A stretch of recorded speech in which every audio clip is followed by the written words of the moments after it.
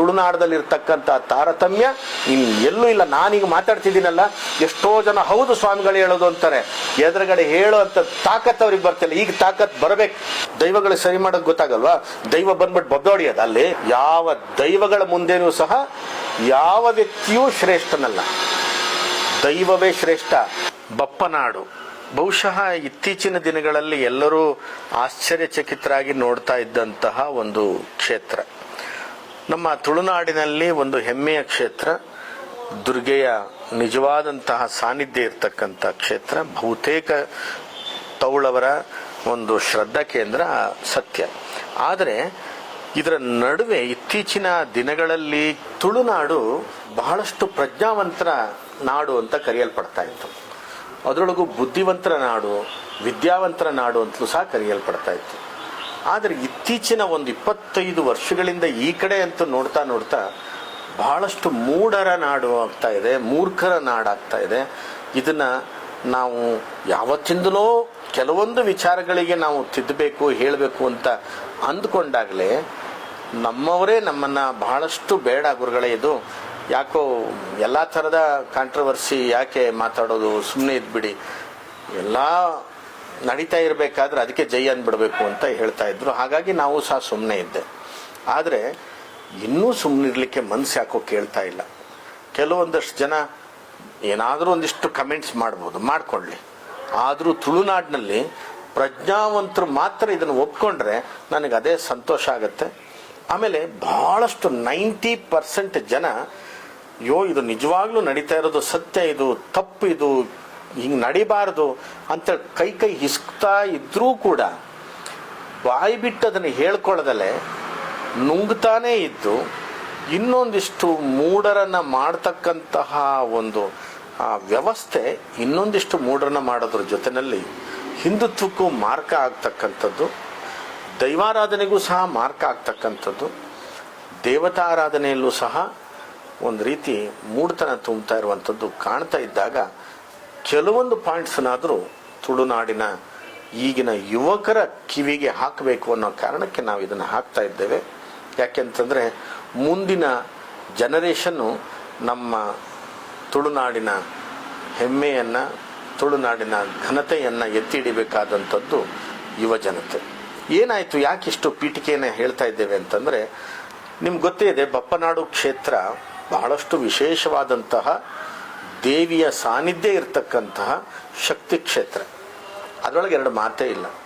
ದುರ್ಗೆ ಅಲ್ಲಿ ನೆಲೆ ನಿಂತಿದ್ದಾಳೆ ಅನ್ನೋದಕ್ಕೆ ಸಾವಿರಾರು ವರ್ಷಗಳಿಂದ ಬಂದಿರತಕ್ಕಂತಹ ಪರಂಪರೆ ಅದನ್ನು ಹೇಳ್ಕೊಂಡು ಬಂದಿದೆ. ಹಾಗೆಯೇ ಈ ಪ್ರತಿ ವರ್ಷ ಅಥವಾ ಈ ಥರ ಅವರ ಜಾತ್ರೆ ನಡೆದ ಹಾಗೇನೆ ಬ್ರಹ್ಮರಥ ಮೊನ್ನೆ ಅಷ್ಟೇ ಮುರಿದು ಬಿತ್ತು ಅಂತ ಅಂದ ಮೇಲೆ ಬಹಳಷ್ಟು ಜನ ಯಾವ್ಯಾವುದೋ ರೀತಿಯಲ್ಲಿ ಮಾತಾಡಲಿಕ್ಕೆ ಶುರು ಮಾಡ್ತಾ ಹೋದರು. ಇಲ್ಲೊಂಚೂರು ವಿಮರ್ಶಾತ್ಮಕವಾಗಿ ವೈಚಾರಿಕತೆಯಲ್ಲಿ ಪ್ರಜ್ಞೆಯನ್ನು ಸರಿಯಾಗಿ ಇಟ್ಕೊಂಡು ನೀವು ನೋಡಿದಾಗ ಏನನ್ಸುತ್ತೆ, ನೀವು ಒಂದು ಸರ್ತಿ ನಿಮ್ಮ ಆತ್ಮಕ್ಕೆ ನೀವು ಕೇಳ್ಕೊಳ್ಳಿ, ಅಷ್ಟೇ ನಾವು ಹೇಳೋದು.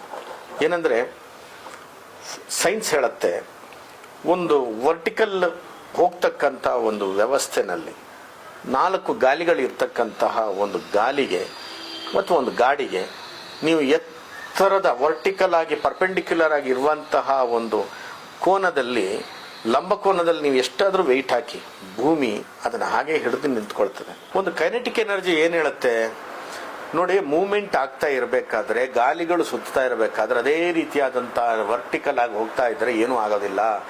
ನೆಲದ ಮೇಲೆ ಗಾಲಿ ಸುತ್ತಬೇಕಾದ್ರೆ ಒಂದು ಚಕ್ರ ಕೆಳಗಡೆ ಹೋದಾಗ ಮೇಲ್ಗಡೆಯೂ ಸಹ ಭಾರ ಆ ಕಡೆಗೆ ವಾಲ್ತದೆ. ನಿಮ್ಮ ಇಡೀ ರಥ ತನ್ನ ಕೆಳಗಡೆಯ ಭಾಗಕ್ಕಿಂತಲೂ ಅತಿಯಾದಂಥ ಅಗಲ ಮತ್ತು ಎತ್ತರ ಇದ್ದಾಗ, ವೆಯ್ಟ್ ಜಾಸ್ತಿ ಇದ್ದಾಗ ಒಂದು ಗಾಲಿ ಕುಸಿದ್ರು ಅದು ವಾಲೇ ವಾಲ್ತದೆ. ಮತ್ತೆ ಕೆಲವರು ಹೇಳ್ತಿದ್ರು, ಒಂದು ಭಾಗ ಅಲ್ಲೆಲ್ಲೋ ಒಂದು ಗೆದ್ದಲು ಹಿಡಿದಿತ್ತು, ಆ ರಥದಲ್ಲಿ ಅದನ್ನು ಸರಿ ಮಾಡ್ಕೊಂಡಿರಲಿಲ್ಲ ಅನ್ನೋದು ಒಂದು. ಆಮೇಲೆ ಅದಕ್ಕೆ ಬಾವುಟ ಕಟ್ಟಿದ್ದೀರಿ, ಅಲಂಕಾರ ಮಾಡಿದ್ದೀರಿ, ಹೂವನ್ನು ಹಾಕಿದ್ದೀರಿ, ಛತ್ರಿ ಕಟ್ಟಿದ್ದೀರಿ, ಆಮೇಲೆ ಸೀರಿಯಲ್ ಸೆಟ್ ಲೈಟಿಂಗ್ಸ್ ಹಾಕಿದ್ದೀರಿ. ಇವನ್ನೆಲ್ಲ ಹಾಕ್ಲಿಕ್ಕೆ ಎಷ್ಟು ಜನ ಇಳಿದ್ರು ಏನೇನು. ಮಧ್ಯದಲ್ಲಿ ಹೊರಡೋ ಮುಂಚೆ ಎಲ್ಲವೂ ಸರಿ ಇದೆಯಾ ಅಂತ ನೋಡ್ಕೊಳ್ಬೇಕಾದ್ದು ಇನ್ನೊಂದು. ಅದು ಅಲ್ಲದೆ ಮಳೆ ಬಂದಿತ್ತು, ನೆಲವೂ ಸಹ ಸ್ವಲ್ಪ ಹಸಿ ಆಗಿತ್ತು ಅನ್ನೋದಿತ್ತು. ಒಟ್ಟಿನಲ್ಲಿ ಮಿಷನ್ ಅಥವಾ ಮೋಟ್ರ್ ಇಲ್ಲದೆ ಇರತಕ್ಕಂಥ ಈ ರಥ ಒಂದಿಷ್ಟು ಮಾಬು ಜನ ಎಳಿಬೇಕಾದ್ರೆ ಏಕಕಾಲದಲ್ಲಿ ಒಂದು ಕಡೆ ಜಗ್ದಂಗೆ ಆಗೇ ಆಗತ್ತೆ. ಅದರ ಮುಂಚೆಯೂ ಸಹ ಸ್ವಲ್ಪ ಅಲ್ಲಾಡಿ ವಾಲ್ತಾ ಇದೆ ಅಂತ ಅನ್ಬೇಕಾದ್ರೆ ಜಾಗ್ರತೆ ಆಗ್ಬೋದಾಗಿತ್ತು. ಅದನ್ನು ಯಾರೂ ಸಹ ಆ ಭಕ್ತಿ ಮತ್ತು ಜಾತ್ರೆಯ ಈ ಆವೇಶ ಆ ಇದರೊಳಗಡೆ ಅದನ್ನು ಗಮನಿಸಿಲ್ಲ. ಹಾಗೇನೆ ಒಂದು ಚಕ್ರ ಕುಸ್ತು ಇದು ವಾಲಿದಂಥ ಇದು ವೆಯ್ಟ್ಗೋಸ್ಕರ 90 ಡಿಗ್ರಿ ಇದ್ದಂಥದ್ದು 45 ಡಿಗ್ರಿ ತಿರುಗ್ತು ಅಂದಾಗ ನ್ಯಾಚುರಲಿ ಕೆಳಗೆ ಬೀಳ್ತದೆ. ಇದು ದೇವರು ದೂಡಿದ್ದಲ್ಲ, ಅಥವಾ ದೇವರು ದೂಡಿಸ್ಕೊಳ್ಳಿಕ್ಕೋಸ್ಕರ ದೈವದ ಹತ್ರ ದೂಡಿಸಿದ್ವಲ್ಲ, ಅಥವಾ ತನಗೆ ಬ್ರಹ್ಮಕಲಶ ಮಾಡಲಿ ಅಂತೇಳಿ ಜನರಿಗೆ ಬುದ್ಧಿ ಕಲಿಸೋದಕ್ಕೆ ಮಾಡಿದ್ದಲ್ಲ. ಇದೆಲ್ಲ ಅಸಹ್ಯ. ಇದನ್ನೆಲ್ಲ ಯೋಚನೆ ಮಾಡೋದೆ ಅವಳನ್ನು ಭಾಳ ಚಿಕ್ಕದಾಗಿ ಯೋಚನೆ ಮಾಡ್ದಂಗೆ ಆಗತ್ತೆ. ಅವಳಿಗೆ ನಾವೆಂತ ಬ್ರಹ್ಮಕಲಶ ಮಾಡೋದ್ರಿ, ನಮ್ಮ ತೃಪ್ತಿಗೆ ನಾವು ಮಾಡ್ಬೇಕಷ್ಟೇನೆ, ಅಥವಾ ಅಲ್ಲಿ ಮಾಡಿರ್ತಕ್ಕಂಥ ಬಿಂಬಕ್ಕೆ ಮತ್ತು ಗರ್ಭಗುಡಿಗೆ ಮತ್ತು ಆಗಮಶಾಸ್ತ್ರೋಕ್ತವಾಗಿ ಅಷ್ಟಕ್ಕೆ ಎಷ್ಟು ಸೀಮಿತನೋ ಆ ಗರ್ಭಗುಡಿಗೆ ಸೀಮಿತವಾಗಿ ಬ್ರಹ್ಮಕಲಶ ಮಾಡಬೇಕಷ್ಟೇ ಬಿಟ್ಟರೆ ಆ ದೇವಿಯ ಇಚ್ಛಾನುಸಾರವಾಗಿ ಮಾಡೋದಲ್ಲ. ಸಪ್ತ ಸಾಗರಗಳೇ ಅವಳ ಪಾದದ ಕೆಳಗೆ. ನಾವು ಯಾವ ಮೂಲೆ ಹೇಳಿ ಅಲ್ಲಿರೋ ವ್ಯವಸ್ಥೆನೆಲ್ಲ ನೋಡಿದಾಗ ಭೂತದ ಕೋಲದಲ್ಲಿ ಅಥವಾ ನೇಮ ಮಾಡಿ ಕೇಳುವಂಥ ಒಂದು ಸನ್ನಿವೇಶವನ್ನು ನಾವು ನೋಡಿದ್ವಿ. ನೇರವಾಗಿ ನಾನು ಹೇಳ್ತೀನಿ, ಒಂದು ಈವೆಂಟ್ ಮ್ಯಾನೇಜ್ಮೆಂಟಿನ ಮ್ಯಾಚ್ ಫಿಕ್ಸಿಂಗ್ ನೇಮ ಥರ ಅಲ್ಲಿ ಕಾಣ್ತಾ ಇತ್ತು. ಇದರೊಳಗೆ ನೋ ಡೌಟ್. ನೀವು ಏನಾರು ಹೇಳಿ, ಅದನ್ನು ಕಿತ್ತು ಬಿಸಾಡಿ ಹೂನೆಲ್ಲ ಕಿತ್ತು ಆವೇಶದಲ್ಲಿ ಕಿರ್ಚಾಡ್ತಾ ಇದ್ದಂತಹ ಬಂಟ ದೈವ ತನ್ನನ್ನೇ ತಾನು ಮರ್ತಿದ್ದೀನೇನೋ ಅನ್ನೋ ಥರದಲ್ಲಿ ಇಲ್ಲ. ತನ್ನ ಕಿರೀಟ ಜಾರು ಹೋಗ್ತದೆ ಅಂತೇಳಿ ಎಡಗೈನಲ್ಲಿ ಅದನ್ನು ಹಿಡ್ಕೊಳ್ತಾನೆ, ಜಾಗ್ರತೆ ಮಾಡ್ಕೊಳ್ತಾನೆ. ಪಕ್ಕದವ್ರು ಏನು ಮಾಡ್ತಾರೆ ಅದನ್ನು ನೋಡ್ಕೋತಾನೆ. ಆಮೇಲೆ ಹೋಗಿ ಅಳ್ತಾನೆ.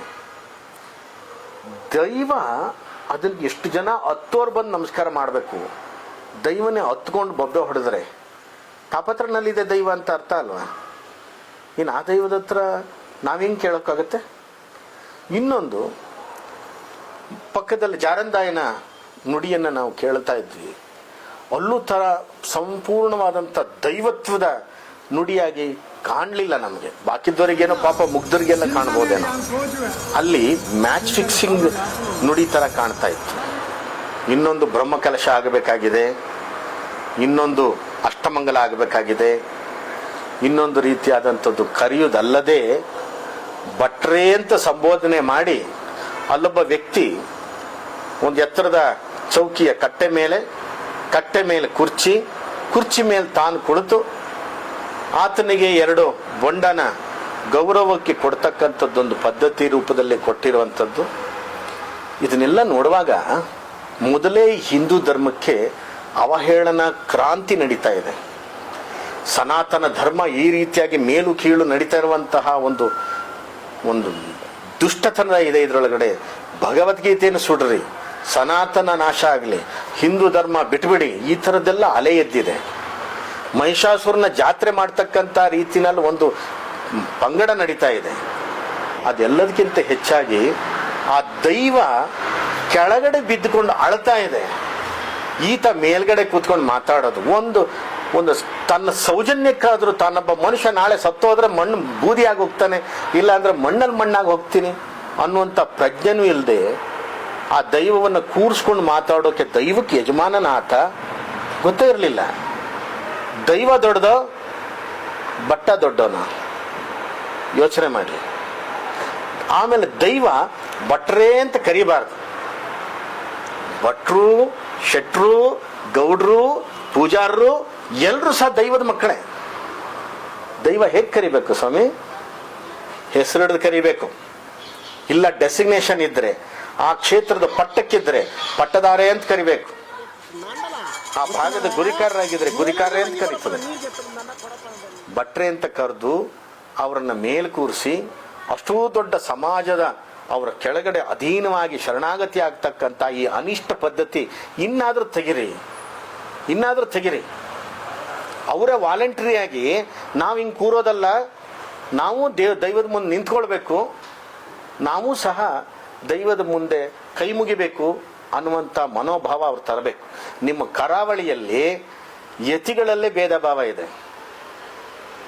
ಎಲ್ಲ ಈ ಪುರೋಹಿತ ವರ್ಗದವರು ಯತಿಗಳು ಬಂದರೆ, ಅವರ ಜಾತಿ ಯತಿಗಳು ಬಂದರೆ ನಮಸ್ಕಾರ ಮಾಡ್ತಾರೆ. ಬೇರೆ ಜಾತಿ ಯತಿಗಳು ಬಂದರೆ ನಾಯಿ ಥರ ನೋಡ್ತಾರೆ, ನೋಡೋದು ಇಲ್ಲ. ಏನೋ ಒಂದಿಷ್ಟು ಸಾತ್ವಿಕ ಪುರೋಹಿತರುಗಳು ಅಟ್ಲೀಸ್ಟ್ ಒಂದು ಕೈನಲ್ಲಾದರೂ ನಮಸ್ಕಾರ ಮಾಡ್ತಾರೆ, ಬಾಕಿದವರು ದುರಂಕಾರದಲ್ಲಿ ನೋಡ್ತಾರೆ. ಇದನ್ನೆಲ್ಲ ನಾವು ಕರಾವಳಿಯಲ್ಲಿ ನೋಡಿದ್ದೀವಿ. ಎಷ್ಟೋ ಸ್ವಾಮಿಗಳು ಹೇಳಿದ್ದಾರೆ, ಅವ್ರಿಗೆ ಧೈರ್ಯ ಇಲ್ಲ ಹೇಳೋದಕ್ಕೆ. ಎಷ್ಟೋ ಜನ ಇದನ್ನು ಒಪ್ಕೊಂಡು ಮಾತಾಡಿದ್ದಾರೆ, ಅವ್ರುಗಳಿಗೆ ಹೇಳೋದಕ್ಕೆ ಆ ಒಂದು ಏನಪ್ಪ ಯಾಕಪ್ಪ ಅಂತೇಳಿ. ಇನ್ನೊಂದು ನಿಮ್ಮಲ್ಲೊಂದು ಒಂಥರ ಶಬ್ದ ನಾನು ಹೇಳಲಿಕ್ಕೆ ಒಂಥರ ಅನಿಸುತ್ತೆ, ಬ್ರಹ್ಮಕುಲ ಅಂತ.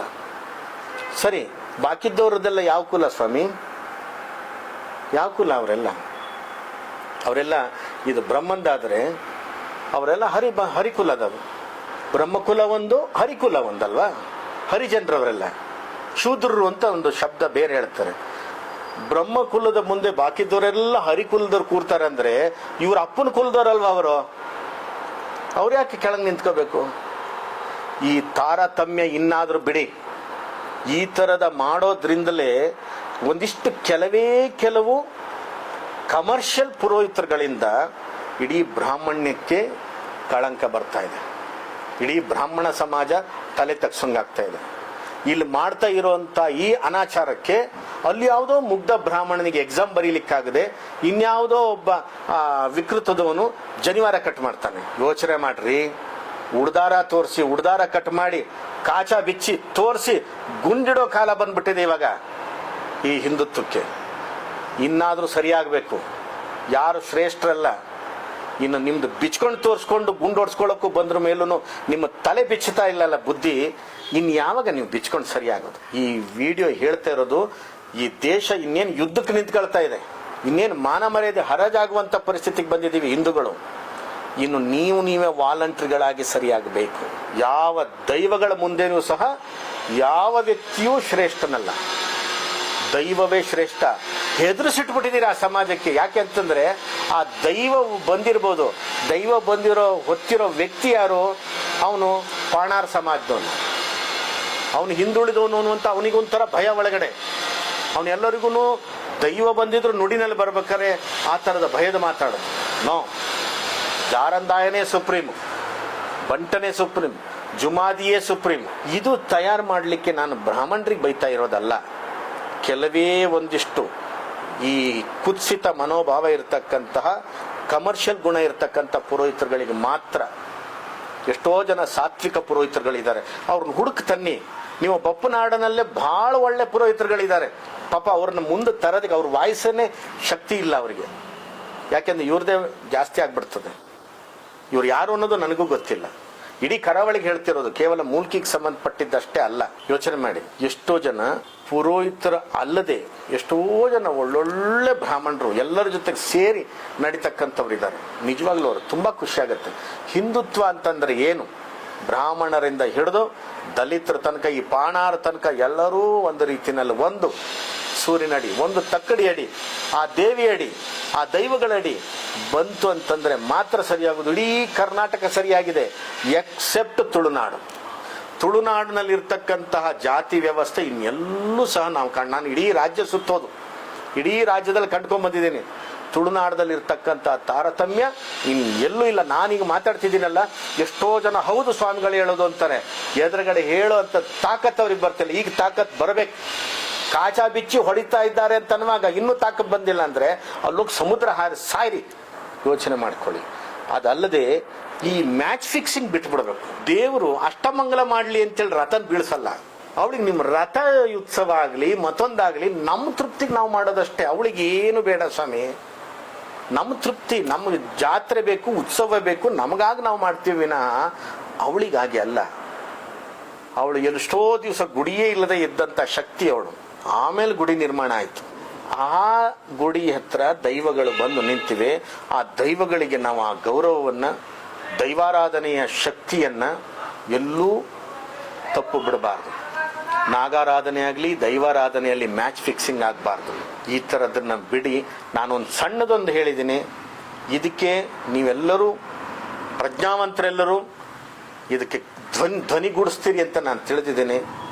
ಇದಕ್ಕೇನಾದ್ರು ನೀವು ನಮಗೇನೇ ಹೇಳ್ತೀರಿ ಅಂತಂದರೆ ಹೇಳ್ಕೊಂಡು ತಿರುಗಿ, ನಮಗೇನು ಬೇಸರ ಇಲ್ಲ. ಆದರೆ ಮುಂದಿನ ದಿನದಲ್ಲೂ ತಿದ್ದುಕೊಂಡಿಲ್ಲ ಅಂತಂದರೆ ಸಮಾಜ ತಿದ್ದಿಸುತ್ತೆ. ಜಾಗ್ರತೆ ಮಾಡಿ. ಬಹಳಷ್ಟು ಬದಲಾವಣೆ ಆಗಬೇಕಾದ್ದು. ನಮ್ಮ ಮನೆ ಸರಿ ಇದ್ದರೆ ನಾವು ಆಮೇಲೆ ಇನ್ನೊಂದು ಧರ್ಮದವರಿಗೆ ಮುಗಿಬೋದು. ಮೊದಲು ಹಿಂದೂ ಧರ್ಮ ಒಳಗೆ ಈ ಥರದ್ದು ಏರುಪೇರು ತಾಪತ್ರೆ. ಇಲ್ಲಿ ರಥ ಬೀಳ್ತಾ ಇದೆ, ನೆಲಮಂಗಲದಲ್ಲೂ ಒಂದು ರಥ ಬಿತ್ತು, ಅಲ್ಲೂ ಹಿಂಗೆ ಮಾಡಿದಾರ. ಒಂದು ಇನ್ನು ಬ್ರಹ್ಮಕಲಶ ಮಾಡಿ ಎಷ್ಟು ಖರ್ಚಿದೆ, ಎಷ್ಟು ಒದ್ದಾಟ ಇದೆ. ಅಲ್ಲಿ ಇರ್ತಕ್ಕಂಥ ಸಾಮರಸ್ಯ ಇಲ್ಲದೆ ಇರೋದನ್ನ ಆ ದೈವಗಳು ಸರಿ ಮಾಡಬೇಕು. ದೈವಗಳಿಗೆ ಸರಿ ಮಾಡೋದು ಗೊತ್ತಾಗಲ್ವಾ? ದೈವ ಬಂದ್ಬಿಟ್ಟು ಬೊಬ್ಬೆ ಹೊಡಿಯೋದು ಅಲ್ಲಿ, ಅಯ್ಯೋ ಅಂತ ಬೊಬ್ಬೆ, ದೈವನೇ ಬೊಬ್ಬೆ ಹೊಡಿತಂತಂದ್ರೆ ಇನ್ನು ಜನರ ಕತೆ ಏನಾಗಬೇಕು. ಆದರೆ ಇದನ್ನು ಬಿಟ್ಟುಬಿಡಿ, ದೈವ ಶಕ್ತಿ ಇದೆ ಅನ್ನೋದಕ್ಕೆ ಒಂದು ಕಾರಣ ಏನಿದೆ ಸಾಕ್ಷಿ ಅಂದರೆ, ರಥ ಅಷ್ಟು ದೊಡ್ಡ ರಥ ಬಿದ್ದರೂ ಕೂಡ ಒಬ್ಬನಿಗೆ ಏನೂ ಆಗಲಿಲ್ಲ ನೋಡಿ, ಅದು ದೈವಶಕ್ತಿ ಅಲ್ಲಿರೋದು. ದೈವಶಕ್ತಿ ಇದೆ, ಆದರೆ ನಾವು ಅದನ್ನು ಆಡಂಬರ ಶಕ್ತಿಯಾಗಿ ಮಾಡ್ತಾ ಇದ್ದೀವಿ. ಸರಿಯಾಗಬೇಕಾದ್ದು ನಮ್ಮದು ಕರ್ಮವೂ ಹೌದು, ಧರ್ಮವೂ ಹೌದು ಅಂತ ಹೇಳ್ತಾ, ಯಾರ ಮೇಲೂ ದ್ವೇಷ ಇಲ್ಲದೆ ಇಡೀ ತುಳುನಾಡಿನ ಮೇಲೆ ಇರ್ತಕ್ಕಂಥ ಪ್ರೀತಿ ಗೌರವದಿಂದ ಈ ಮಾತು ಹೇಳಿದ್ದೇವೆ. ನೀವು ಹೇಗೆ ತಗೊಳ್ತೀರಿ ನಿಮಗೆ ಬಿಟ್ಟಿದ್ದು.